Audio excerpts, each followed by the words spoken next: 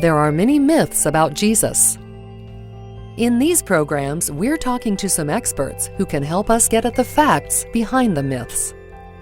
One myth is that the stories about Jesus were made up to meet the needs of the Christian communities where they were told.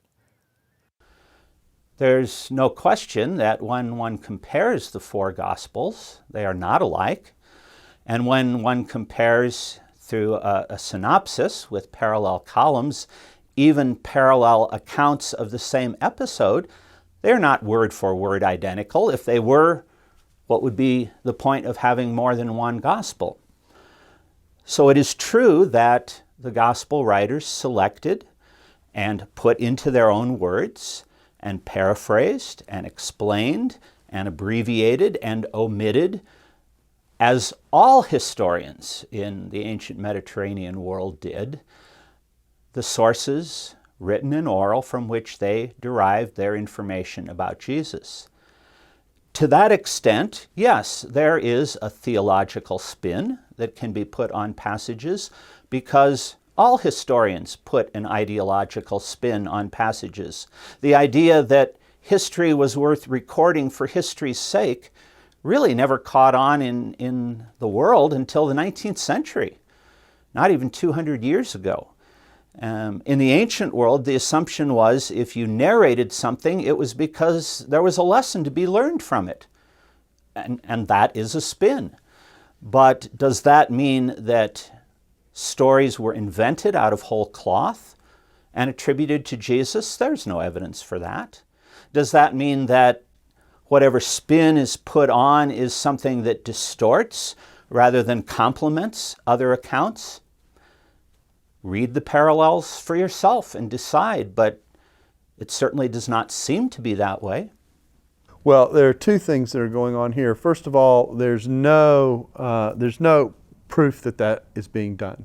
I mean, we have an expression here in the States, where's the beef?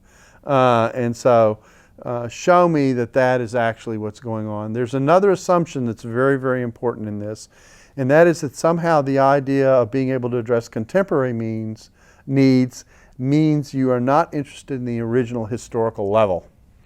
And what oftentimes is done is you're forced to make a choice, at least the way a skeptical person will present it. I either have to address contemporary needs or I address the history. But the other combination is that the history helped to shape the contemporary needs in the contemporary scene so that I can address contemporary needs and present the history at the same time. I don't think the level of the differences that we have in the Gospels, and we do have differences, and we do have the Gospel writers who are making different points with the same event on occasion, that kind of thing. I don't think they do so in such a way that they deny the historical base of what it is that they're giving. In fact, everything that they say tells us that they're not doing that. I mean, Luke says to Theophilus, I want to give you assurance about the things that you've been taught. That seems to suggest some type of historical base to what's going on. And if you do compare the Gospels to one another, you will see that the fundamental story of how central Jesus is to the story, who he is, how he's presented, is very much the same. The myth is that the stories about Jesus were made up to meet the needs of the Christian communities where they were told. The fact is that the writers applied the stories about Jesus to their situations, but this doesn't mean that they made up the stories or altered the facts to fit their agendas. Next time, we'll ask whether the Bible's accounts of Jesus contradict each other.